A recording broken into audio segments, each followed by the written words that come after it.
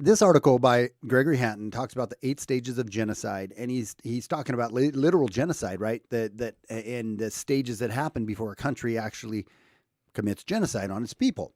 So when I was reading this, and I've touched on them before, but I want to kind of go through it longer here.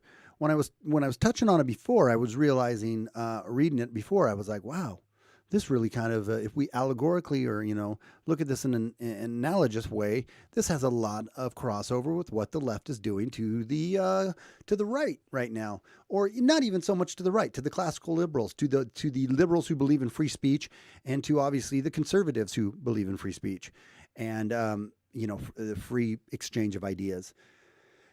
And so I thought I'd go through it. So let's just jump right in. So it says classification. All cultures, and this is based off of his, it's not word for word off of his 8 stages of genocide. It's kind of a modified version of that, but it's basically the same stuff. So it says all cultures have categories to distinguish people into us and them by ethnicity, race, religion, or nationality. German and Jew, Hutu and Tutsi. Well, obviously, we've done that when it comes to the cultural societal mix too, right? We've had the enlightened, equitable, woke progressives versus the deplorable, bigoted, racist conservatives.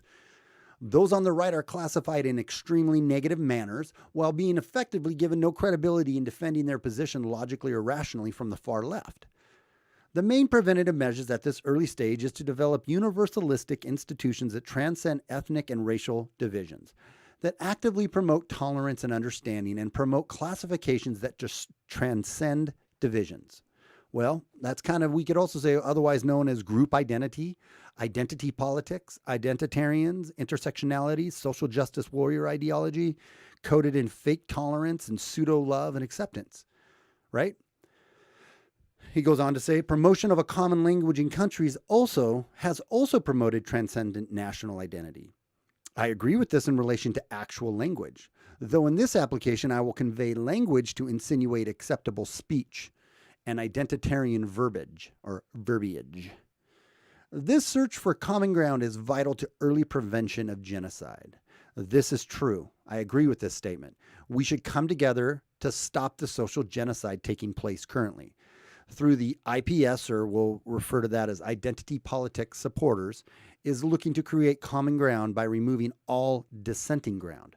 So you have a search for common ground is vital to early prevention in genocide. This is what he says.